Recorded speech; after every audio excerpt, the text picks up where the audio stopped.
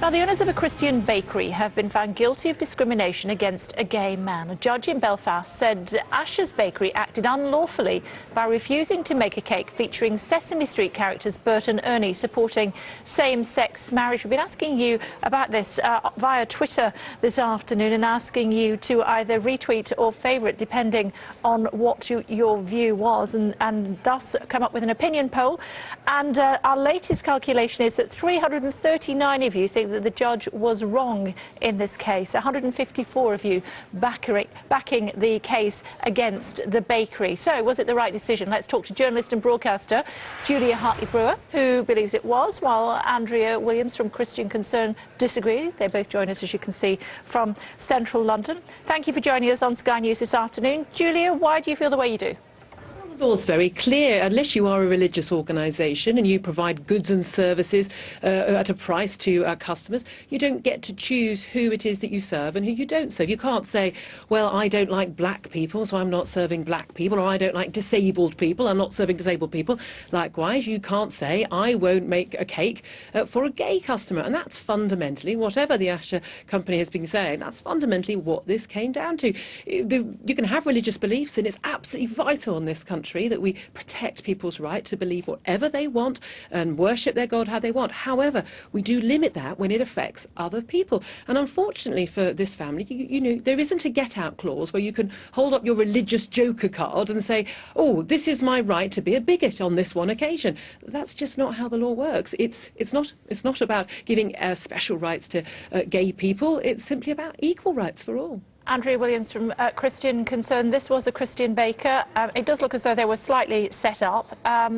But nevertheless, the judge has decided, or the court has decided, that they could not discriminate in this fashion. Well, the MacArthurs were not discriminating against any person, certainly not as been suggesting that they would discriminate against disabled people or black people or gay people. This was not about discriminating against Gareth Lee because he was gay. It was all about the cake. It was all about the message. They would have been perfectly happy to bake Gareth Lee a chocolate cake, a fruit cake. But what they didn't want to do was actually be forced to ice onto a cake a message with which they did not agree, a message which in conscience they could not agree with. So this case is fundamentally about freedoms, freedom of conscience, freedom to speak, freedom to disagree. And of course, Gareth could have gone to any number of bakeries all across Belfast and have been very happy to ice the cake with that messaging, but it was something that clearly and very significantly conflicted with the way in which the MacArthur family ran their bakery, led their lives.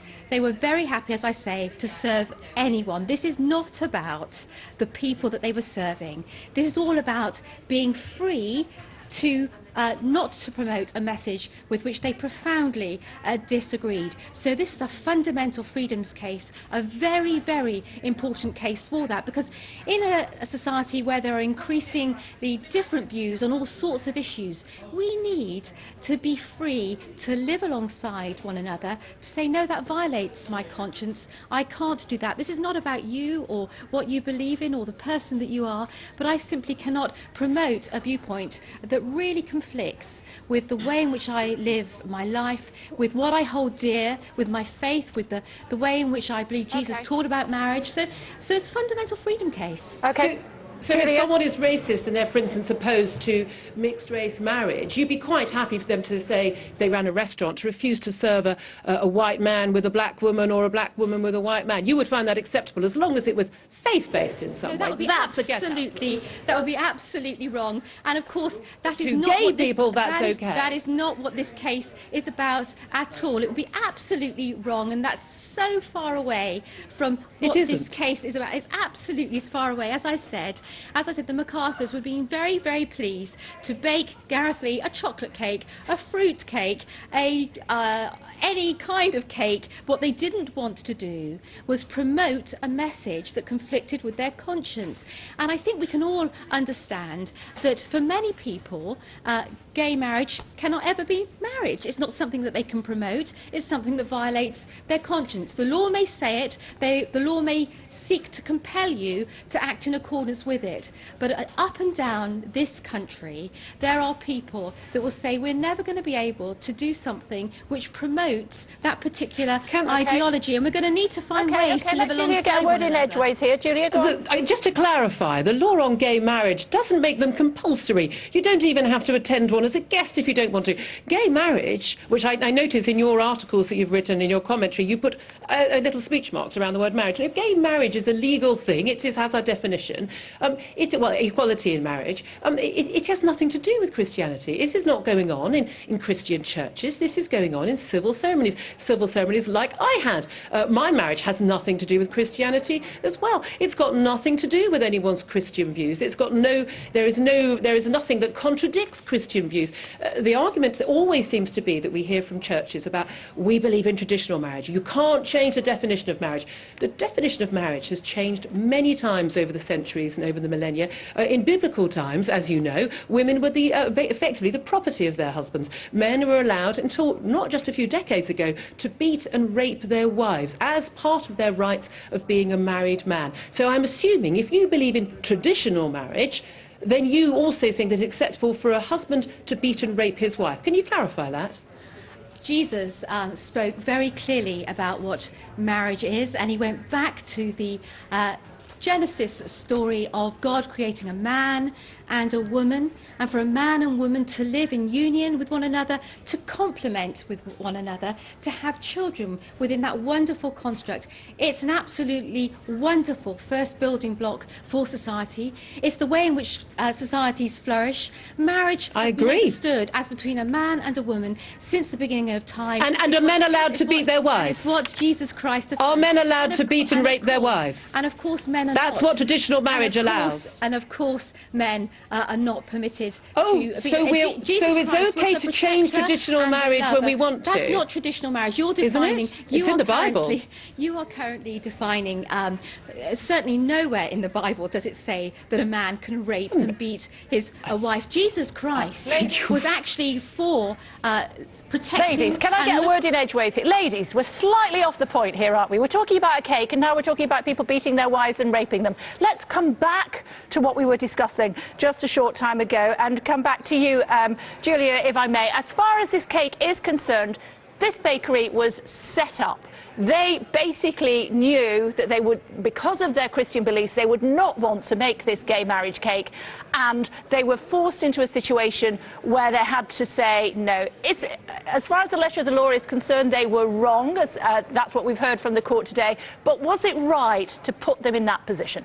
Look, personally, if I was wanting to promote gay marriage or wanting to have a cake for my own gay wedding, if I was gay, I perhaps wouldn't want to go to this bakery to get it. However, I'm sorry, I know other people would disagree. I think this is akin to, civil rights movement in the southern states in America, where, were black people right to go and sit in cafes that didn't want to serve them because they didn't have the right colour skin? Yes, they were. They don't have the right. Aren't we talking about the letter of the law? No, the law. It is the law in the United Kingdom that gay people have the same rights as straight people when it comes to marriage. And thank goodness for that, because it's the 21st century and it should have happened a long time ago. And I'm sorry, people can have whatever Christian beliefs or other religious beliefs they have. They can be as bigoted as they want. They can say it and do whatever they want. Under the law, if they are providing a good or a service, they are not allowed to discriminate. And that's what this legal judgment is about. Thought from you, from Christian Concern, do you think the bakery should leave it at this, or should they take it further? This is a case about fundamental freedoms. It was never about discrimination against a person. It's very disingenuous of Julia to say that it was, or to equate it to not serving black people. That is a non-argument. It is a non-argument because, as I say, this bakery would happily have served Mr. Lee any cake he chose. What they did not want to do was promote a message that he knew would conflict with their genuine Christian beliefs about what true marriage is, and true marriage is between a man and a woman. Between two people who love each other. Even if the law says that marriage can be between two men and two women, it remains the case that true marriage is between a man and woman, and people up and down this country, no matter what the law says, will always believe that, and the law will never be able to coerce them into saying otherwise. And that's why it's really important that this case goes further in order to make sure, in order to ensure that people can be free to hold that very important view. OK, it's great to talk to you, ladies. Fascinating debate. Sadly, we're out of time. We could have talked for an hour. Thank you for joining us on Sky News this afternoon. Agent Villeneuve VFC says, so if I go to a Jewish bakery and ask them to make a Nazi cake, I can sue them when they inevitably turn me away.